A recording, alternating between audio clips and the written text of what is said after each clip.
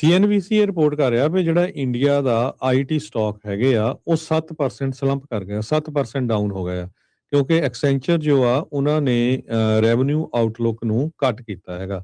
ਜੋ ਕੁਝ IT industry ਦੇ ਵਿੱਚ ਵਾਪਰ ਰਿਹਾ ਹੈ ਉਹ ਆਪਾਂ ਦੇਖਦੇ ਹੀ ਹਾਂ ਤੇ ਉਹਦਾ ਅਸਰ ਜਿਹੜੀ ਸਰਵਿਸ ਇੰਡਸਟਰੀ ਆਈਟੀ ਦੇ ਵਿੱਚ ਉਹਦੇ ਉੱਤੇ ਬਹੁਤ ਪੈ ਰਿਹਾ ਤੇ ਇੰਡੀਆ ਵਾਲੇ ਸਰਵਿਸ ਦੇ ਵਿੱਚ ਹੀ ਹੈਗੇ ਆ ਬਹੁਤੇ। ਸੋ ਇੰਡੀਆ ਦੇ ਵਿੱਚ ਸਟਾਕ ਮਾਰਕੀਟ ਅੱਜ ਪੂਰੀ ਐਨ ਉੱਥੇ ਬਲੱਡ ਬਾਥ ਚੱਲ ਰਿਹਾ ਹੈਗਾ। ਸੋ ਇਨਫੋਰਮੇਸ਼ਨ ਟੈਕਨੋਲੋਜੀ ਕੰਪਨੀਆਂ ਦੇ 7% ਤੇ ਸਟਾਕ ਡਿਗੇ ਆ।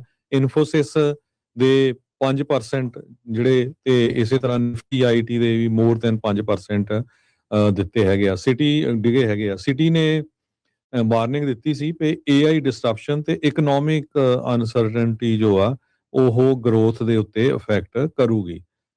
ਸੋ ਜਿਹੜੀਆਂ ਮੇਜਰ ਇਨਫੋਰਮੇਸ਼ਨ ਟੈਕਨੋਲੋਜੀ ਕੰਪਨੀਆਂ ਆ ਉਹਨਾਂ ਨੂੰ ਅੱਜ ਇੰਡੀਆ ਦੀਆਂ ਨੂੰ ਬਹੁਤ ਵੱਡਾ ਝਟਕਾ ਲੱਗਾ, ਜਿਨ੍ਹਾਂ ਦੇ ਵਿੱਚ ਟਾਟਾ ਕੰਸਲਟੈਂਸੀ ਆ, ਇਨਫੋਸਿਸ ਹੈਗੀ ਆ, ਟੈਕ ਮਹਿੰਦਰਾ ਆ, ਸੋ ਐਕਸੈਂਚਰ ਜੋ ਇਹਨਾਂ ਦੇ ਵੀ ਸਟਾਕ ਬਹੁਤ ਜ਼ਿਆਦਾ ਜਿਹੜੇ ਥੱਲੇ ਗਏ ਹੈਗੇ ਆ। ਕਹਿੰਦੇ ਪਈ 90 ਮਿਲੀਅਨ ਤੋਂ ਲੈ ਕੇ 100 ਮਿਲੀਅਨ ਡਾਲਰ ਦਾ ਜਿਹੜਾ ਇੰਪੈਕਟ ਆ ਉਹ ਮਿਡਲ ਈਸਟ ਦੇ ਵਿੱਚ ਜੋ ਕੁਝ ਵਾਪਰਿਆ ਉਹਦੇ ਕਰਕੇ ਵੀ ਜਿਹੜਾ ਅਸਰ ਆ ਉਹ ਪਿਆ ਹੈ। ਸੀਐਨਬੀਸੀ ਰਿਪੋਰਟ ਕਰ ਰਿਹਾ ਵੀ ਜਿਹੜਾ ਇੰਡੀਆ ਦਾ ਆਈਟੀ ਸਟਾਕ ਹੈਗੇ ਆ ਉਹ 7% ਸਲੰਪ ਕਰ ਗਿਆ 7% ਡਾਊਨ ਹੋ ਗਿਆ ਕਿਉਂਕਿ ਐਕਸੈਂਚਰ ਜੋ ਆ ਉਹਨਾਂ ਨੇ ਰੈਵਨਿਊ ਆਊਟਲੁੱਕ ਨੂੰ ਕੱਟ ਕੀਤਾ ਹੈਗਾ।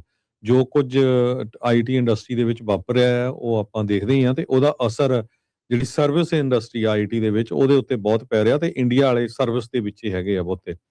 ਸੋ ਇੰਡੀਆ ਦੇ ਵਿੱਚ ਸਟਾਕ ਮਾਰਕੀਟ ਅੱਜ ਪੂਰੀ ਐਨ ਉੱਥੇ ਬਲੱਡ ਬਾਥ ਚੱਲ ਰਿਹਾ ਹੈਗਾ।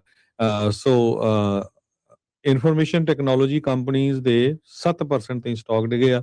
ਇਨਫੋਸਿਸ ਦੇ 5% ਜਿਹੜੇ ਤੇ ਇਸੇ ਤਰ੍ਹਾਂ ਨਿਫਟੀ ਆਈਟੀ ਦੇ ਵੀ ਮੋਰ ਦੈਨ 5% ਦਿੱਤੇ ਹੈਗੇ ਆ। ਸਿਟੀ ਡਿਗੇ ਹੈਗੇ ਆ। ਸਿਟੀ ਨੇ ਵਾਰਨਿੰਗ ਦਿੱਤੀ ਸੀ ਕਿ AI ਡਿਸਟਰਪਸ਼ਨ ਤੇ ਇਕਨੋਮਿਕ ਅਨਸਰਟਨਟੀ ਜੋ ਆ ਉਹ ਗਰੋਥ ਦੇ ਉੱਤੇ ਇਫੈਕਟ ਕਰੂਗੀ।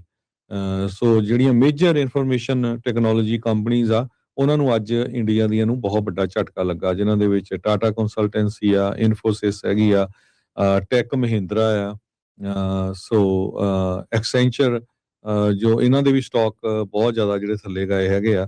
ਕਹਿੰਦੇ ਪਈ 90 ਮਿਲੀਅਨ ਤੋਂ ਲੈ ਕੇ 100 ਮਿਲੀਅਨ ਡਾਲਰ ਦਾ ਜਿਹੜਾ ਇੰਪੈਕਟ ਆ ਉਹ ਮਿਡਲ ਈਸਟ ਦੇ ਵਿੱਚ ਜੋ ਕੁਝ ਵਾਪਰਿਆ ਉਹਦੇ ਕਰਕੇ ਵੀ ਜਿਹੜਾ ਅਸਰ ਆ ਉਹ ਪਿਆ ਹੈ। ਸੀਐਨਬੀਸੀ ਰਿਪੋਰਟ ਕਰ ਰਿਹਾ ਵੀ ਜਿਹੜਾ ਇੰਡੀਆ ਦਾ ਆਈਟੀ ਸਟਾਕ ਹੈਗੇ ਆ ਉਹ 7% ਸਲੰਪ ਕਰ ਗਿਆ 7% ਡਾਊਨ ਹੋ ਗਿਆ ਕਿਉਂਕਿ ਐਕਸੈਂਚਰ ਜੋ ਆ ਉਹਨਾਂ ਨੇ ਰੈਵਨਿਊ ਆਊਟਲੁੱਕ ਨੂੰ ਕੱਟ ਕੀਤਾ ਹੈਗਾ।